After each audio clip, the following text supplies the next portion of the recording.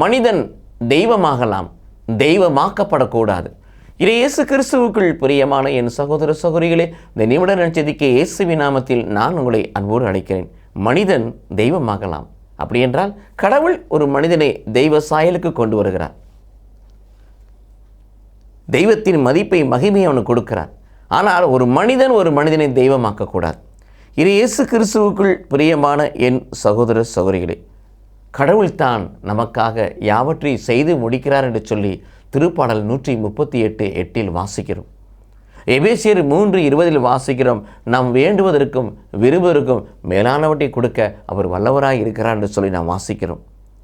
எல்லாவற்றையும் மேலாக கடவுள்தான் நமக்கு எல்லை, கடவுள்தான் நமக்கு வாழ்வு, கடவுள்தான் நம்மை படைத்தார், கடவுள்தான் நம்மை பாதுகாக்கிறார், கடவுள்தான் நம்மை பராமரிக்கிறார், கடவுள்தான் நம்மை மீட்டார், கடவுள்தான் நம்மை மீட்டு கொண்டு இருக்கிறார், கடவுள்தான் நமக்கு பல நன்மைகளை செய்கிறார், கடவுள்தான் நமக்கு மழையை கொடுக்கிறார், கடவுள்தான் வளமிக்க பருவ காலங்களை கொடுக்கிறார், கடவுள்தான் நமக்கு நிறைவாக உணவளித்து நம் உள்ளங்களை மகிழ்வு பெற செய்கிறார்.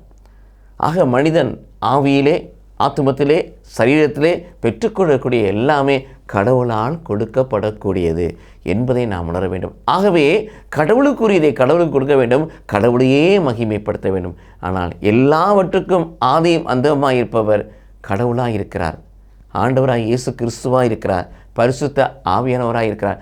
ஆகவே அவரே மேல் நம்பிக்கை வைப்போம், அவரையே சார்ந்து வாழ்வோம். கடவுள் நம்மை ஆசீர்வதிப்பாராக. ஆமென்.